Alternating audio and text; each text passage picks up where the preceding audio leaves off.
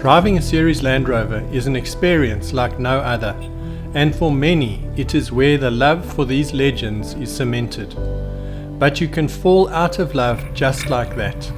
But sometimes, just sometimes, you can get that love back again.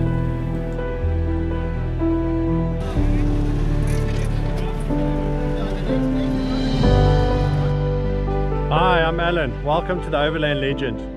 Having grown up in Land Rovers made them part of my life.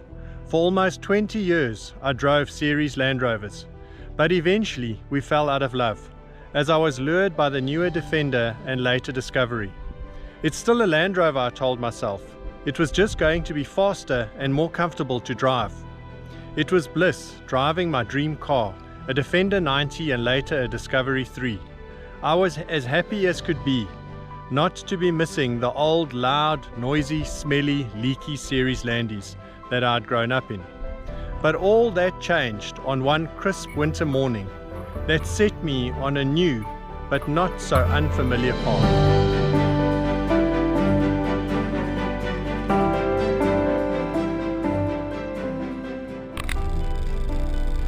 It is amazing what a day in a smelly, noisy, bumpy, uncomfortable Series 3 can do for your perspective and state of mind. I spent a day in a 1972 Land Rover Series 3, on the highway, on the dirt and in the rough stuff. When my brother Brian called and asked if I wanted to join him at the All-Wheel Drive Association Club's Interclub Fun Day with the Land Rover Club, I said sure. He said they were entering a team of only series vehicles, and that sounded cool. There was great excitement and some apprehension about this little expedition of ours.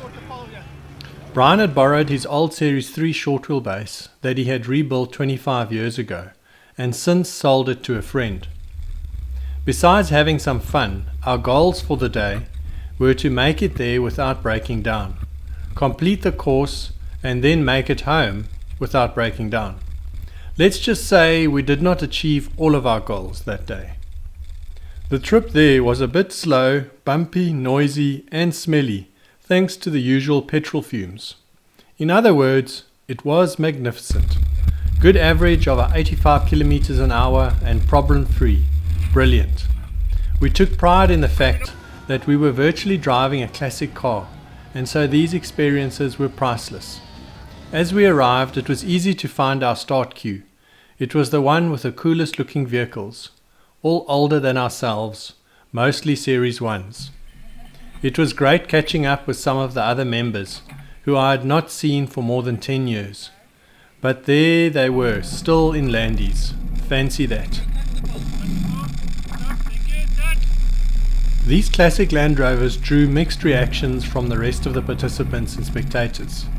The plastic 4x4 drivers, of course, thinking that these vehicles were old and noisy, useless and unreliable, while others could not take enough pictures of these pioneering vehicles in action. They certainly drew attention and were unmistakable as they lined up before each obstacle. We had to dodge some of the marshals with scrutineering rules, like seat belts and roll bars, as many of the vehicles had their tops off in true Landy style. The lineup of 8 short wheelbase Land Rovers included 4 Series 1s, 4 Series 2s and 2 Series 3s. The obstacles, as usual, were made up of a mix of fun gymkhana type exercises and some pure driving obstacles.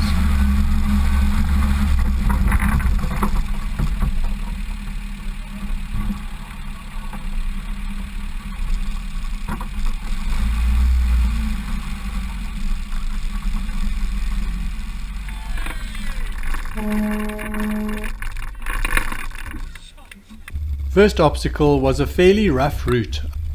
To end it off, we crested the climb in true Landy style with wheels spinning and dust flying. But there was an ominous clonk from down below, followed by a clickety-click as we rolled down the other side. "I think something's broken," Brian said in a casual, concerned voice. After the rest of the team proceeded to the second obstacle, we quietly limped off to the parking lot and proceeded to dismantle the front hubs to see what was up.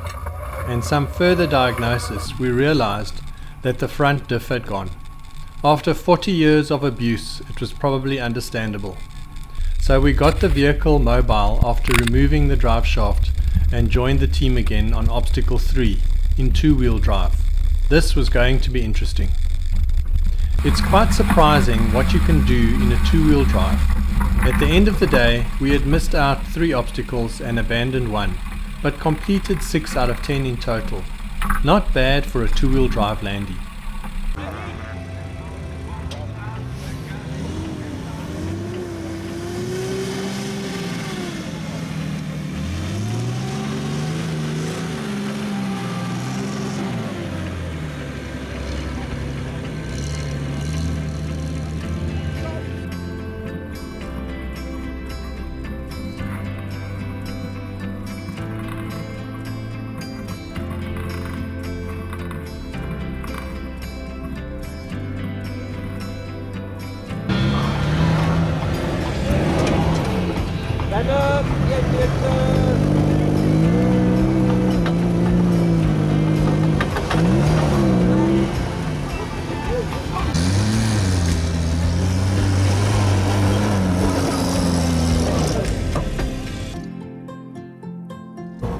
The rest of the team did really well in their old vehicles, and we had a few of our Landys high up on the scoreboard, ahead of many of the other newer, more capable vehicles.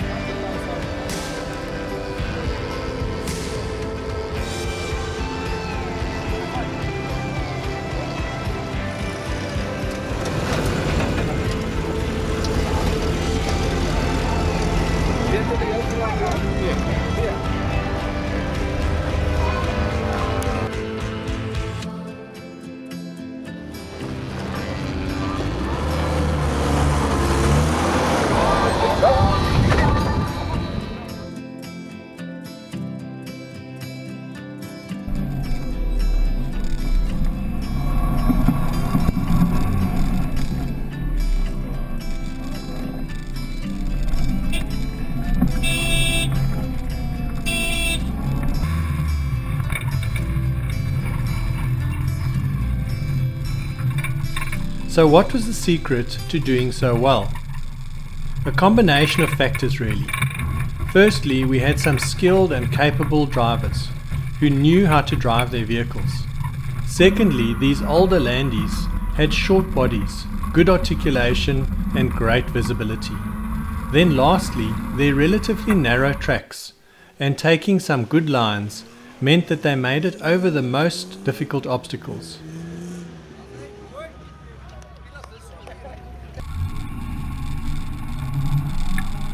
It was great to see these legends do what they were built for, and to see how they compared to the newer vehicles.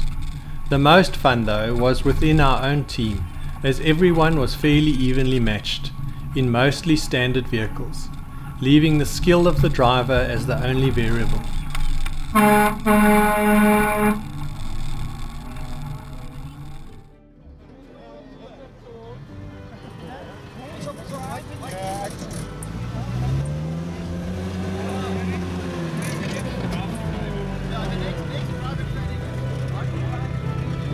The day ended with a prize giving and a presentation, after a day of great fun had by all. So with the exhilaration of the day, the rush of old memories, and the excitement of future possibilities, new plans were hatched.